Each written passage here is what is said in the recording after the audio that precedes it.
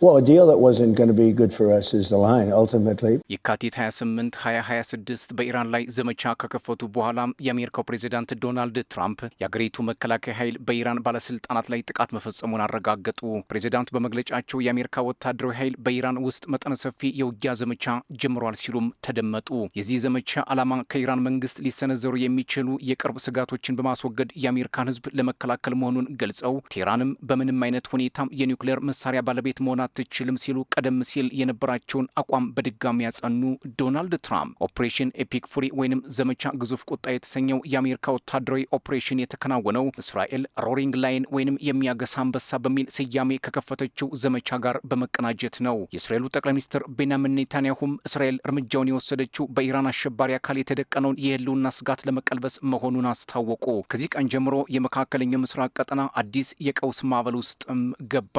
ወታደራዊ ምንጮች እንደሚገልጹት በጋራ በተሰነዘረው በዚህ ጥቃት ላይ የተሳተፉት የአሜሪካና የእስራኤል ጦር ኃይሎች መጠነ ሰፊ የአየር ድብደባዎች ፈጽመዋል። እስራኤል ከ4000 በላይ በሚሆኑ ኢላማዎች ላይ ከ10800 በላይ የአየር ድብደባዎችን እና ከ1000 በላይ ተከታታይ ጥቃት ፈጽማለች። የአሜሪካ መከላከያ ኃይል በኢራን ወታደራዊ ኢላማዎች ላይ በግምት 13000 የሚሆኑ የአየር ድብደባዎችን ፈጽሟል። እናም የሁሉ ዘመቻ በኢራን ቢደረግም አሁንም ኢራን የደረሰብኝ ጥቃት ብዙም አይደለም ስትል ማስተባበሏን ቀጥላለች። ከዚህ ምስቅልቅል በኋላ አሜሪካና ኢራን በውል ያልታሰረ ደካማ ተኩስ አቁም ቢያደርጉም ፓኪስታንም ወደ ሰላም እንዲመጡ የድርድር መንገድ ብትከፍትም ነገሮች ከመወሳሰብ አልወጡም።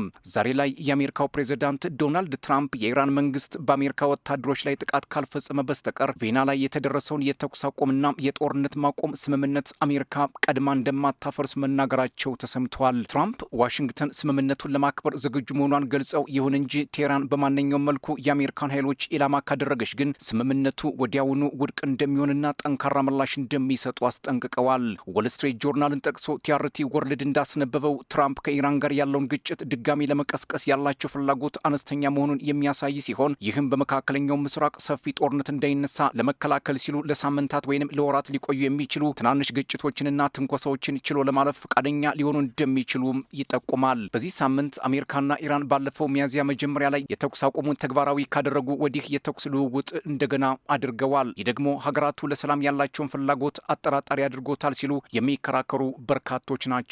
ኢራን በቀጠናው በሚገኙ የአሜሪካ ወታደራዊ ተቋማት እንዲሁም በኩዌት ዓለም አቀፍ አውሮፕላን ማረፊያ ላይ ሚሳኤሎችንና ሰው አልባ አውሮፕላኖችን በመተኮስ ጥቃት የሰነዘረች ሲሆን የቀጠናው ጦርነት ወደ ሌላ ዙር እንዳይሸጋገር ስጋት ጋርጧል። አሜሪካና እስራኤል ባለፈው የካቲት 28 በኢራን ላይ ጥቃት መሰንዘራቸውን ተከትሎ ኢራን በእስራኤልና በባህረ ሰላጤው በሚገኙ የአሜሪካ አጋሮች ላይ ያጸፋ ጥቃት እንድትሰነዝር አድርጓታል። በተጨማሪም ስልታዊ ጠቀሜታ ያለውን የሆርሙዝ የባህር በር ዘግታለች። ይህ ደግሞ ከሰላጤው ሀገራት ተሻግሮ በመላው ዓለም የኢኮኖሚ ስርዓት ላይ መዘባት መፍጠሩ የሚታወቅ ነው። ባለፈው ሚያዝያ መጀመሪያ ላይ የተኩስ አቁም ስምምነት ላይ የተደረሰ ቢሆንም አሜሪካ በኢራን የወደብ ከተሞች ላይ ጥብቅ የባህር ላይ እገዳ መጣሏ በቴህራንና ዋሽንግተን መካከል ውጥረቱ ከፍ እንዲል አድርጓል። በስትራቴጂካዊው የሆርሙዝ ሰርጥ ቁጥጥር ዙሪያ የተፈጠረው አለመግባባት በዓለም አቀፉ የነዳጅና የኃይል ገበያ እንዲሁም በዓለም አቀፍ የባህር ላይ ንግድ እንቅስቃሴ ላይ ከፍተኛ መስተጓጎል መፍጠሩ የሚዘነጋ አይደለም። በሌላ በኩል የአሜሪካው የውጭ ጉዳይ ሚኒስትር ማርኮ ሩቢዮ የተደረጉት የእርስ በርስ መጠቃቃቶች ወደ ከፍተኛ ጦርነት ከመመለስ ይልቅ እንደ መከላከያ እርምጃዎች ናቸው ሲሉ ከሰሞኑ ተፈጥሮ የነበረውን ግጭት ቀለል አድርገው አይተውታል። ሩቢዮ ጥቃቶቹ የተፈጸሙት ለኢራን ድርጊት ምላሽ ለመስጠት ነውም ብለዋል። አክለውም በመርከቦች ላይ ተኩስ ካልከፈቱ እኛም አንተኩስም፣ ነገር ግን ምላሽ መስጠት አለብን ሲሉ ገልጸዋል። ይሁን እንጂ በተደጋጋሚ የተፈጸሙት ጥቃቶች በትራምፕ ላይ ያለውን ጫና እንዳባባሱትና የተኩስ አቁም ስምምነቱ የረዥም ጊዜ ዘላቂነት ላይ ጥርጣሬ እንዳሳድረ ተንታኞች እየተናገሩ ነው። ትራምፕ ሆርሙዝን መልሶ የሚከፍት የኢራን የኒውክሌር መርሃ ግብርን የሚያስቆምና የሀገሪቱን የበለጸገ ዩራኒየም ክምችት የሚያስወግድ የጦርነት ማቆም ስምምነት ለመፈረም በጣም መቃረባቸውን በተደጋጋሚ መግለጻቸውም ይታወሳል።